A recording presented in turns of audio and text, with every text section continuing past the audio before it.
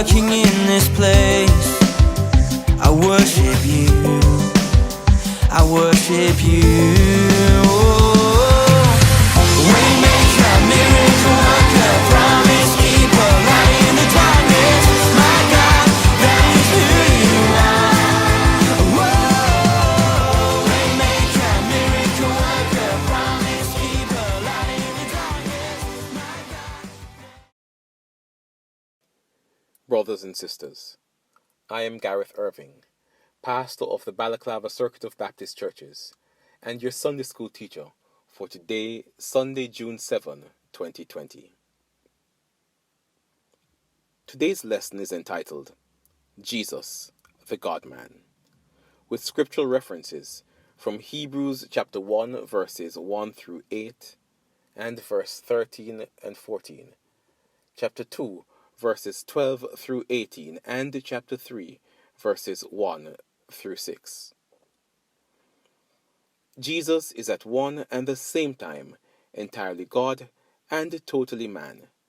As such, he's greater than the angels who are created servants of God, and greater than Moses, Israel's greatest leader and lawgiver. This lesson will engage you in answering this question. If Jesus is both fully God and fully human, what does that mean for me and how I should relate to him? Before we talk about today's scripture, let's look at a character from that life.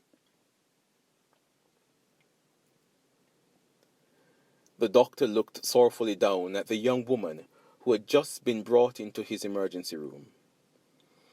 Her battered and bruised body bore the marks of a terrible struggle, and she hung to life, aided by a breathing machine.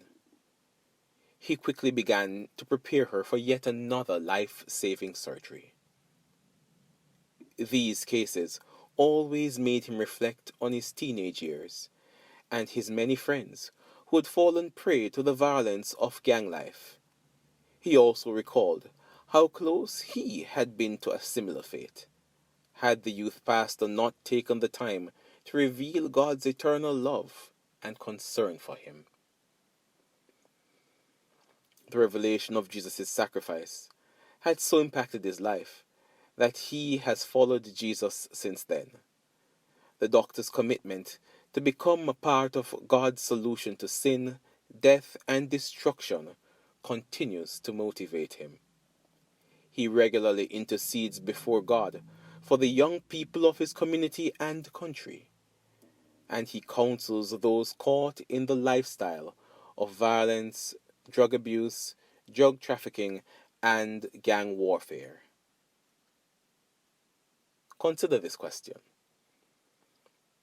How does this doctor's life reveal that he knows Jesus, the God-Man? Now let's look at today's lesson. Today, we begin a month-long exploration of the letter to the Hebrews, with special focus on what it states about the identity of Jesus. Jesus, during his earthly ministry, regularly faced opposition from the Jewish leaders concerning his true identity and capability. In the early years of the church, the Hebrew Christians were under pressure of persecution and were also struggling with the opposing views as to Jesus' identity. So the writer of Hebrews sought to clarify matters. 1. Jesus is fully God. The writer of Hebrews states that Jesus is God in essence and ability. Jesus is the true and final revelation of God. As God's supreme and primary messenger, Jesus has other special attributes. Jesus is maker of the universe. He is heir of the triune God. As the sun, he reflects the brightness and glory of God. He is the exact likeness of God's own being. Jesus sustains the universe with his powerful word. He achieved forgiveness for the sin of humankind. Jesus is seated in heaven at the position of greatest honor. 2. Jesus is superior to the angels. The writer of Hebrews points out that Jesus is superior to the angels. Jesus is the begotten Son of God, whereas angels are spiritual beings created by the triune God. Angels are commanded to worship Jesus. Angels serve the throne upon which Jesus sits.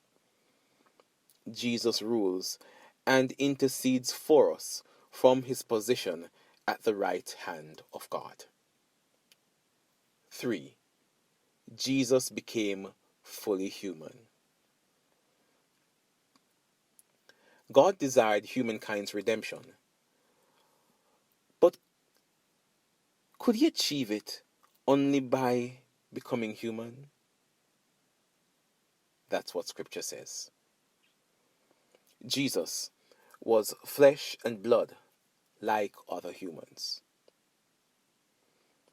Through his humanity, Jesus experienced the temptation of sin like other humans, yet he remains sinless. So, he is able to help those who are being tempted. As man, Jesus was perfect and therefore superior to Moses, the greatest leader of the Hebrews. Jesus died for the sins of all humankind and represents all humankind before the throne of God. And now for today's memory verse, taken from Hebrews chapter 1, verses 1 and 2. In the past, God spoke to our ancestors through the prophets at many times and in various ways. But in these days, he has spoken to us by his Son, whom he appointed heir of all things. Here are a few questions for our reflection. How has your understanding of Jesus' identity been shaped through today's lesson? Do you know Jesus the God-man?